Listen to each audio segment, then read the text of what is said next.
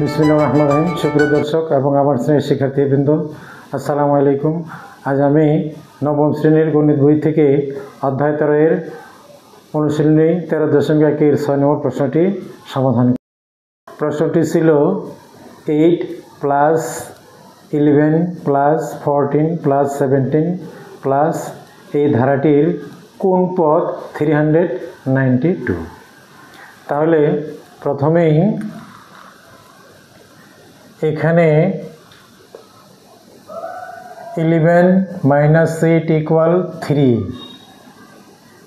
এরপর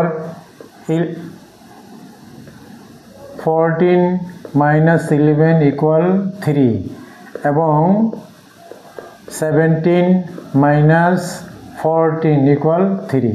যেহেতু পার্থক্য সমান, সুতরাং ধারাটি সম্বন্ধ ধারা। সুতরাং ধারাটি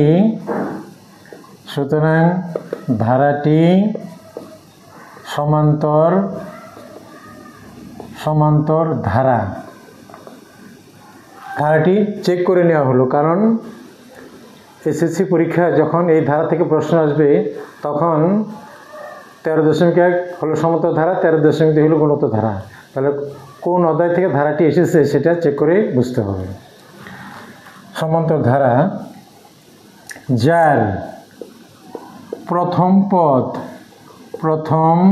পদ a সমান 8, সাধারণ অন্তর যেটা আমি চেক করার সময় বের করেছি, সাধারণ অন্তর d সমান 3, এটাই হলো d। পদ সংখ্যা জানি না, ধরে নেই পদ সংখ্যা সমান n। আমরা তাহলে 392 কত নম্বর পদ সেটা আমরা বের করব। তা ধরি n তম পদ সমান 392। তা আমরা n তম পদের সূত্র জানি, a plus n minus 1 into D equal 392। আমরা এর মান বসাবো। এর মান হলো 8 প্লাস n এর মান বসানো যাবে না, n এর মান বের হবে, d এর মান কত 3 ইকুয়াল 392। বা এবার 8কে ডান দিকে ট্রান্সফার করব, তাহলে বাম দিকে থাকবে n minus 1 into 3 equal 392 minus 8, বা n মাইনাস 1 ইন্টু 3 ইকুয়াল, তাহলে 8 আছে কহলে 12 হবে, 4 হলে 1, 9 থেকে 1 গেলে 8, 3 হবে।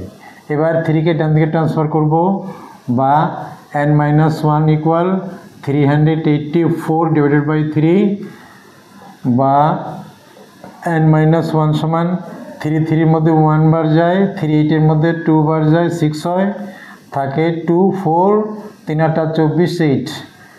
তাহলে এখন মাইনাস 1কে ডান দিকে ট্রান্সফার করে দেব, 128 প্লাস 1, ফাইনালি n সমান 129। তাহলে অ্যান্সার হবে 129 তম পদ 392। তাহলে আমরা পদ সংখ্যা পেয়ে গেছি। 392 ছিল 129 তম পদ। তাহলে এখানে আমরা কোন সূত্রটা ব্যবহার করেছি? এখানে আমরা n তম পদ tn সমান a plus n minus 1 into D, এই সূত্রটা ব্যবহার করেছি। তাহলে এই সূত্রের সাহায্যে যে কোনো পদ দেওয়া থাকলে সেটা কততম পদ তা নির্ণয় করা যায়। আশা করি সমাধানটি বোঝা সহজ হয়েছে। আজ এই পর্যন্তই। আবার আসবো পরবর্তী প্রশ্নের সমাধান নিয়ে পরবর্তী ভিডিওতে। সে পর্যন্ত সবাই ভালো থাকেন, সুস্থ থাকেন। আসসালামু আলাইকুম।